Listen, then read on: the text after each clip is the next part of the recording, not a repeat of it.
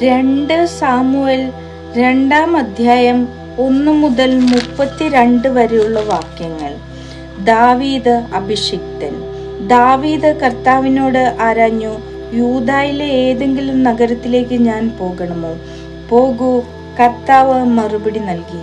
ദാവീദ് വീണ്ടും ചോദിച്ചു, ഏത് നഗരത്തിലേക്കാണ് പോകേണ്ടത്? ഹെബ്രോണിലേക്ക് അവിടുന്ന് അരുളി ചെയ്തു.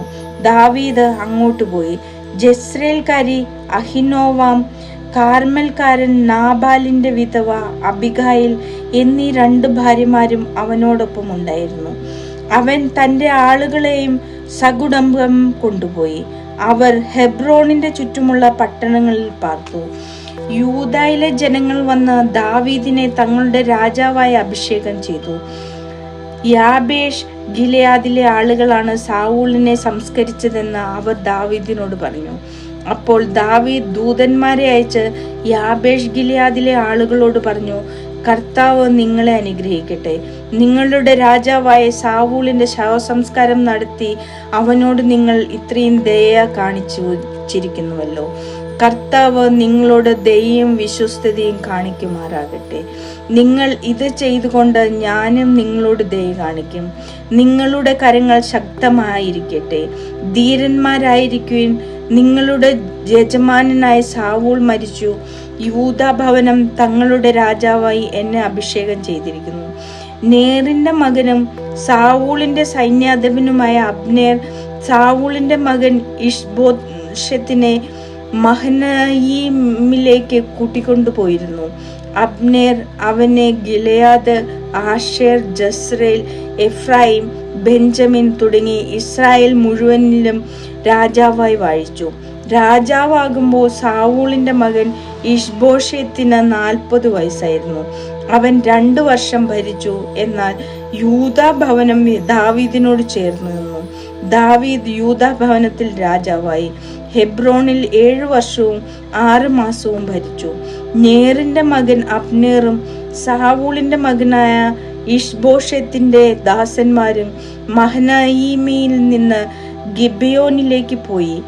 സെരൂയയുടെ മകൻ യോവാബും ദാവീദിന്റെ ഭൃത്യന്മാരും ഗിബെയോനിലെ കുളത്തിനരികെ വെച്ച് അവരെ കണ്ടുമുട്ടി. അവർ കുളത്തിനിരുവശത്തായി ഇരുന്നു. അബ്നേർ യോവാബിനോട് പറഞ്ഞു, യുവാക്കൾ എഴുന്നേറ്റ് നമ്മുടെ മുൻപാകെ പയറ്റി നോക്കട്ടെ. അങ്ങനെയാകട്ടെ, യോവാബ് പ്രതിവചിച്ചു. സാവൂളിന്റെ മകൻ ഇഷ്ബോഷോത്തിന്റെ ഭാഗത്തു നിന്ന് ബെഞ്ചമിൻ ഗോത്രത്തിൽപ്പെട്ട 12 പേർ എഴുന്നേറ്റ് ദാവീദിന്റെ ഭൃത്യന്മാരിൽ 12 പേരുമായി ഏറ്റുമുട്ടി. ഓരോരുത്തരും എതിരാളിയെ തലയ്ക്ക് പിടിച്ച് അവന്റെ പള്ളയ്ക്ക് വാൾ കുത്തിയിറക്കി. അങ്ങനെ അവരെല്ലാരും ഒരുമിച്ച് മരിച്ചു വീണു. അതുകൊണ്ട് ഗിബിയോനിലെ ആ സ്ഥലത്തിന് ഹെൽക്കത് ഹസൂറിം എന്ന് പേരുണ്ടായി. അന്നത്തെ യുദ്ധം അത്യുഗ്രമായിരുന്നു. ദാവീദിന്റെ ഭൃത്യന്മാരുടെ മുൻപിൽ അബ്നേറും ഇസ്രായേൽക്കാരും തോറ്റോടി. യോവാബ്, അബിഷായി, അസഹേൽ ഇങ്ങനെ സെരൂയയുടെ 3 പുത്രന്മാരും അവിടെ ഉണ്ടായിരുന്നു. അസഹേൽ കാട്ടുമാനിനെ പോലെ ശീഘ്രഗാമിയായിരുന്നു. അസഹേൽ ഇടം വലം തിരിയാതെ അബ്നേറിനെ പിന്തുടർന്നു. അബ്നേർ പിറകോട്ട് തിരിഞ്ഞ് ചോദിച്ചു, ഇത് നീയോ? അസഹേലെ, അതെ, ഞാൻ തന്നെ. അവൻ മറുപടി പറഞ്ഞു. അബ്നേർ അവനോട് പറഞ്ഞു, നീ വലത്തോട്ടോ ഇടത്തോട്ടോ തിരിഞ്ഞ് യോദ്ധാക്കളിൽ ആരെയെങ്കിലും കൊള്ളയടിച്ചു കൊള്ളുക. എന്നാൽ അസഹേൽ പിന്മാറാതെ അവനെ പിന്തുടർന്നു. അബ്നേർ അസഹേലിനോട് വീണ്ടും പറഞ്ഞു, എന്നെ പിന്തുടരുന്നത് മതിയാക്കൂ. ഞാൻ നിന്നെ എന്തിനു കൊല്ലണം?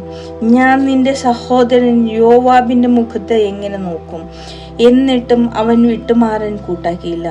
അതുകൊണ്ട് അബ്നേർ തന്റെ കുന്തത്തിന്റെ പിൻഭാഗം കൊണ്ട് അവന്റെ വയറിന് കുത്തി. വയറ് തുളച്ച് കുന്തം പുറത്തിയാടി. അവൻ അവിടെ തന്നെ മരിച്ചു വീണു. അവിടെ എത്തിയവരെല്ലാം സ്തംഭരായി നിന്നുപോയി. എന്നാൽ യോവാവും അബിഷായിയും അബ്നേറിനെ പിന്തുടർന്നു. സൂര്യൻ അസ്തമിച്ചപ്പോൾ അവൻ ഗിബെയോൻ മരുഭൂമിയിലേക്കുള്ള വഴിമധ്യേ കിടക്കുന്ന ഗീയായുടെ മുൻപിൽ സ്ഥിതി ചെയ്യുന്ന അമ്മായിൽ നിലയുറപ്പിച്ചു. അബ്നേർ യോവാബിനോട് വിളിച്ചു പറഞ്ഞു, നാം എന്നും യുദ്ധം ചെയ്തുകൊണ്ടിരിക്കണമോ? അവസാനം കൈപ്പേറിയതായിരിക്കുമെന്ന് നിനക്കറിഞ്ഞുകൂടെ? സഹോദരന്മാരെ അനുധാവനം ചെയ്യരുതെന്ന് നീ ആൾക്കാരോട് ആജ്ഞാപിക്കാൻ ഇനി വൈകണമോ? യോവാബ് മറുപടി നൽകി, നീ ഇത് പറയാതിരുന്നെങ്കിൽ എൻ്റെ ആൾക്കാർ നാളെ രാവിലെ വരെ നിങ്ങളെ പിന്തുടരുമായിരുന്നെന്ന് ജീവനുള്ള ദൈവത്തെ കൊണ്ട് ഞാൻ സത്യം ചെയ്യുന്നു.